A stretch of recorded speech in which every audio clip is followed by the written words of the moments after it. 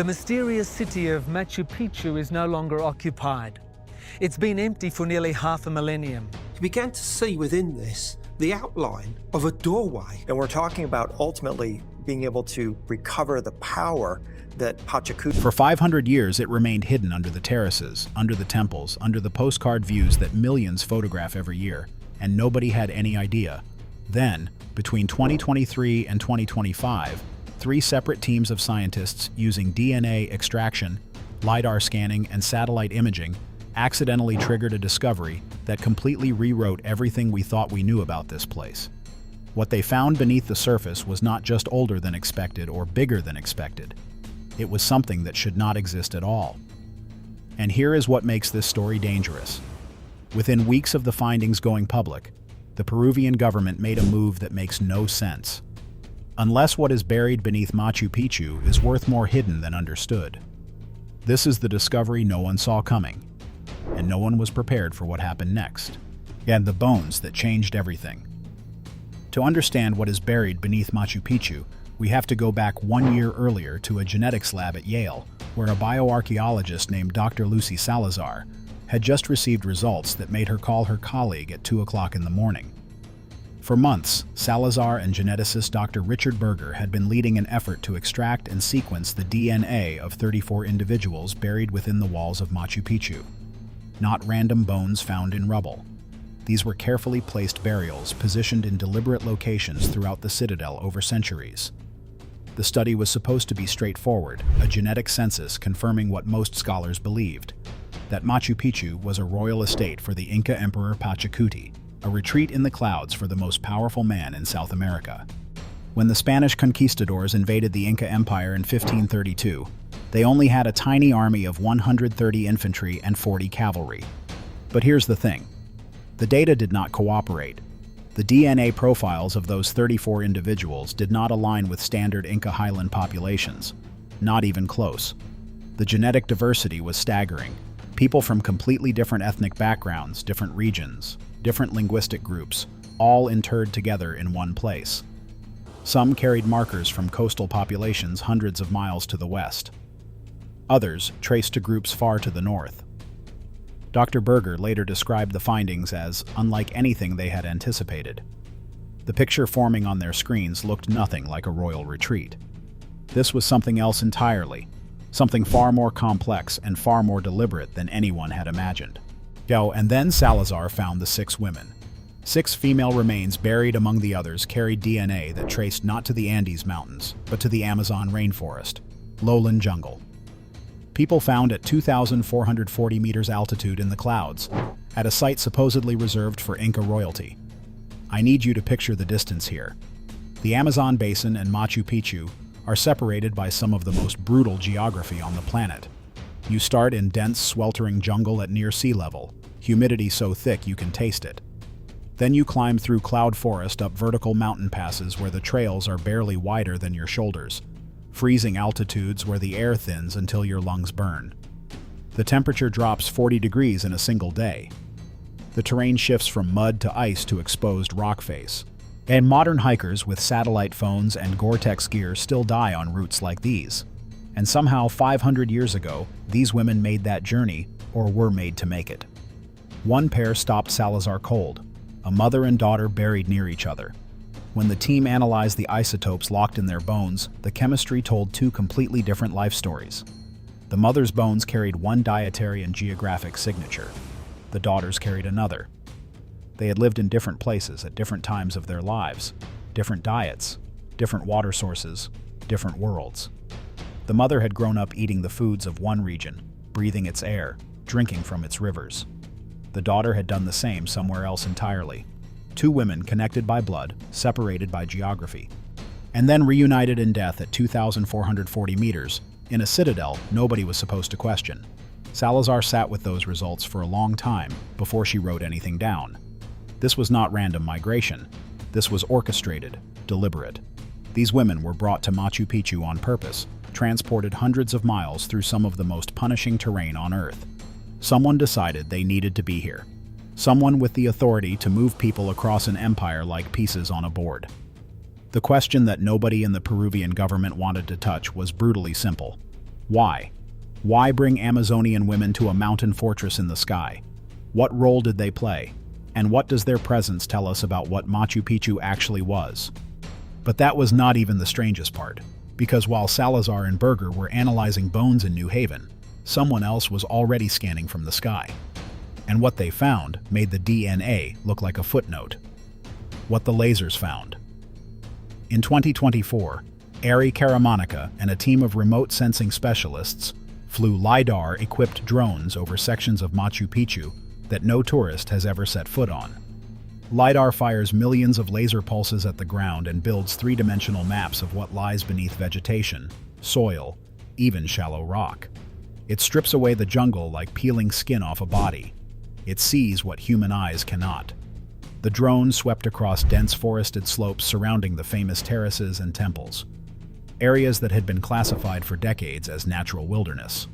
Untouched jungle framing a known site. Nothing to see here. 12 structures. That is what appeared on Karamanica's screen. 12 previously unknown buildings and platforms hidden beneath centuries of jungle growth. Structures that had never appeared on any map, any survey, any archaeological record in 500 years of exploration. Some showed the telltale signatures of ceremonial platforms. Others looked residential, administrative. The point is not what they were. The point is, they were there. They had always been there and nobody knew. Here is the catch. The areas where these structures were found are restricted zones. Tourists do not go there. Most researchers do not go there. These are sections controlled by the Peruvian government, off limits for decades. Nobody has publicly explained why these zones were restricted in the first place, or why scanning them was never a priority. Had 12 buildings hidden for 5 centuries, found in weeks, in areas nobody was allowed to look, areas the Peruvian government had kept sealed while, as we would later learn, quietly reviving plans to flood this entire valley with 8 million tourists a year. And if 12 structures were hiding just outside the known boundaries, how many more were sitting in the surrounding valleys? How large was the original complex? Were we looking at a single citadel or the visible center of something much, much bigger? Keep that question in mind because the next discovery made it worse. The Impossible X. In 2025, a geologist named Dr. Raldo Managat at the Federal University of Rio Grande do Sul in Brazil was analyzing satellite imagery when he noticed something in the geological data beneath Machu Picchu that made him rerun his models 3 times before he believed it. 2 major fault lines, each stretching approximately 175 kilometers, crossed directly beneath the citadel. Not near it, not close to it, directly under it, forming a perfect X. The intersection point sits almost exactly where the main temple complex stands. Now, fault lines mean one thing to most people: instability, earthquakes, collapse.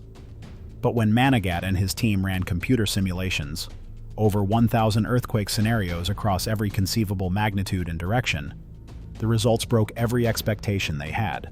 Every single simulation showed the same outcome. The intersection of those 2 fault lines is extraordinarily stable. The opposing tectonic forces essentially cancel each other out, creating a geological sweet spot where the ground barely moves even during significant seismic events. Let me say that differently. The Inca built their most sacred site on the single most earthquake-resistant point in the entire region, a point that we needed orbiting satellites and supercomputers to identify in the 21st century. And they found it in the 15th century without instruments, without written language, without any technology we can explain. Cusco itself has been devastated by earthquakes multiple times throughout history. Entire colonial districts leveled, churches collapsed, thousands killed, but Machu Picchu still stands. 500 years, no significant structural damage from seismic activity ever. Either the Inca got impossibly, miraculously lucky, choosing this one perfect spot out of thousands of possible mountain locations, or they knew something about the ground beneath their feet that we are only now catching up to. And get this, when Managat published, the Peruvian government said nothing. No response, no acknowledgement, complete silence. The same silence they gave to the DNA findings. The same silence they would give to every discovery that followed. And that pattern of silence is going to matter a lot more in a few minutes, because the geological surprise connected to something engineers had been quietly documenting for years, something buried even deeper. The city beneath the city. when modern engineers began studying Machu Picchu's construction in detail, then they made a discovery that still has not fully sunk in for most people. What tourists photograph, the terraces, the temples, the iconic postcard views, represents roughly 40% of the actual engineering, maybe less. 60% of Machu Picchu exists underground. Let that land. More than half of one of the most famous archaeological sites on the planet is invisible, buried beneath your feet when you stand at that famous viewpoint. When excavation teams dug 9 feet beneath the visible terraces, they found an elaborate subterranean infrastructure, drainage systems, foundation networks, retaining walls, water channels carved from stone, an entire hidden city of engineering beneath the one the whole world thinks it knows. The terraces tourists admire are not just agricultural platforms. They are the visible tips of a massive system that manages water flow, prevents erosion, and stabilizes the mountain itself against the very earthquakes those fault lines should be producing. Strip away the postcard and you find layer after layer of invisible genius. The drainage network alone would be impressive by modern civil engineering standards. Water entering at the highest point is channeled through stone-lined conduits, redistributed across dozens of terraces, filtered through carefully graded gravel layers, and expelled at the base of the mountain in controlled streams. Zero pooling, zero erosion, zero structural failure for 500 years through monsoon seasons, earthquakes, and centuries of neglect after the Inca Empire collapsed. This invisible infrastructure was built without iron tools, without wheels, bound without mortar between the precisely fitted stones, and it still functions right now. As you are watching this, ancient Inca drainage systems are managing rainfall on a Peruvian mountain more efficiently than most modern cities manage their stormwater. Engineers who have studied the system say it rivals anything built in the last century. Some say it surpasses it. But here is the deal. The precision did not stop underground. At the highest point of Machu Picchu sits a carved granite pillar called the Intihuatana. The name translates to the place where the sun is tied. For decades, archaeologists treated it as ceremonial decoration, a ritual object, interesting but not functional, something to photograph and move past. Then, someone decided to actually measure it precisely with GPS satellites. And what they found changed the conversation entirely. 3 degrees. The Intihuatana stone is aligned within 3 degrees of true north, not magnetic north, which wanders over time and shifts with the centuries. True geographic north, the actual rotational pole of the planet. This single carved stone functions as a solar calendar marking solstices and equinoxes to within 15 minutes of accuracy. Year after year, century after century. No adjustment, no recalibration, no maintenance of any kind. The level of astronomical precision encoded in this one piece of granite matches standards used today for modern satellite calibration. 500 years ago, at 2,440 meters. Carved with hand tools from raw granite by people who supposedly had no telescopes, no precision instruments, no advanced mathematics that we know of. So hold all of that in your head at once. Earthquake-proof placement on an invisible geological X. 60% of the site still buried underground. 12 unknown structures found in restricted zones. DNA evidence of a deliberately assembled multi-ethnic population from across an entire empire. And astronomical alignment that rivals modern technology. The question nobody wants to ask out loud is the obvious one. How much of Machu Picchu has actually been discovered? 10%? 20%? What else is buried beneath that mountain? If you are connecting the same dots I am, you already know this does not add up. Subscribe to Stellar Insights. I cover the discoveries and the decisions behind them every week. Because what happens next is where the timeline breaks. 3 weeks from protection to destruction. January 2026. Peru's Ministry of Culture approves a master plan for Machu Picchu's protection. Conservation guidelines, visitor management, preservation goals extending to 2046, 20 years of careful stewardship. On paper, exactly what every scientist had been demanding. 3 weeks later, February 2026, Peru greenlights the Chinchero International Airport. 3 weeks from protected to flooded. Now, hints of this had been building for years, even as LiDAR was scanning restricted zones. Even as Managat was publishing geological findings, the Peruvian government was quietly reviving an airport project that had been dead for 15 years. Corruption investigations tied to Brazilian construction giant Odebrecht had frozen the contracts. Billions vanished into bribes across 12 countries. Presidents fell. Officials went to prison, as the Chinchero airport was buried in that wreckage. But in early 2026, the project did not just come back, it was fast-tracked. Target operational by late 2027, 18 months from approval to planes landing. Projected capacity, 8 million visitors per year. That is roughly 200% above current levels, funneled through a valley already failing on infrastructure, water, and waste. And the runway being built directly on top of 600-year-old Inca agricultural terraces in Chinchero. These are not ruins, these are functioning terraces, 6 centuries old and still working. The irrigation flows, the drainage performs. The structural engineering holds without a single repair. Same engineering tradition that built the underground systems beneath Machu Picchu. Same construction techniques, same impossible precision. But here is the detail that should stop you cold. The capacity study, the official report determining whether the region can sustainably handle 8 million visitors, is not due until September 2026, 7 months after the airport was approved. They approved the airport before the study that determines whether the airport should exist. The report will come in September. It will almost certainly confirm what every single independent assessment has already concluded. The Sacred Valley simply cannot support that volume. Water systems, roads, waste management, archaeological preservation. Absolutely none of it scales, and the airport will open anyway. The decision was made before the data existed. 8 million tourists per year generates revenue at every level: airlines, hotels, transport, concessions, taxes. That money does not flow to archaeologists. It does not fund preservation. It flows to the same networks that have controlled Peruvian infrastructure contracts for decades. Follow the money. It always tells you who benefits and who decides. And the scientists, they have not been quiet. Dr. Salazar, researchers from Cambridge, Japanese archaeological institutions, they have all published warnings. The foot traffic, vibration, moisture, and construction associated with mass tourism at this scale pose direct, measurable threats to the underground infrastructure that has survived 500 years. Peru's response: silence.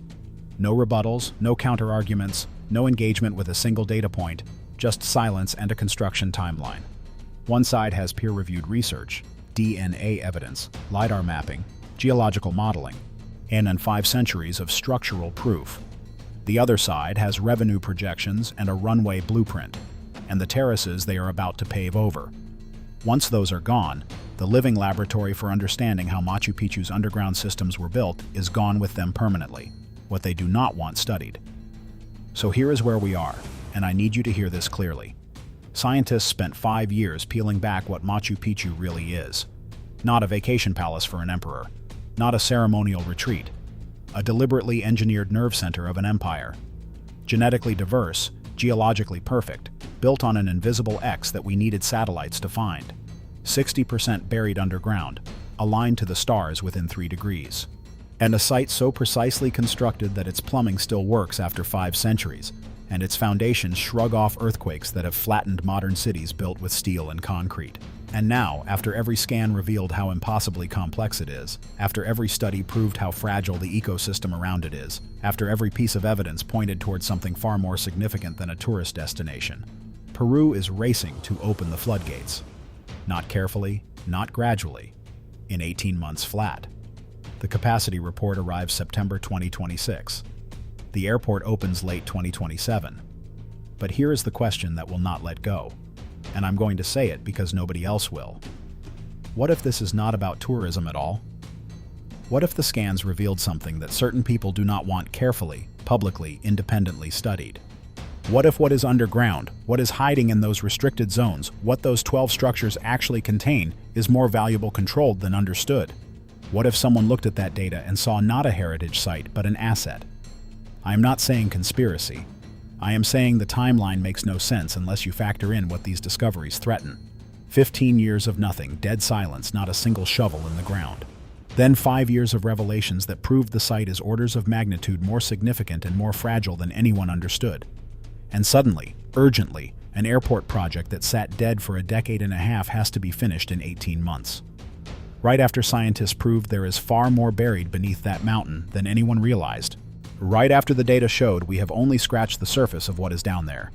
Dr. Manigat published the Geological X. Silence from Lima. Caramonica's LiDAR found 12 structures in restricted zones. Silence. Salazar's DNA shattered the royal retreat theory and proved Machu Picchu was a deliberately assembled multi-ethnic hub of imperial power. Silence. And then 3 weeks after signing a 20-year protection plan, the bulldozers got the green light. September 2026, the capacity report drops. Will it change anything? Or was the decision cemented years ago in rooms where money talks louder than 5 centuries of proof? Subscribe to Stellar Insights because this story is accelerating faster than anyone expected. And something tells me we have not seen the worst of it yet. The countdown is on. And Machu Picchu, the impossible city built on the impossible X, with more than half its secrets still buried in the dark beneath a mountain that was never supposed to give them up, is running out of time.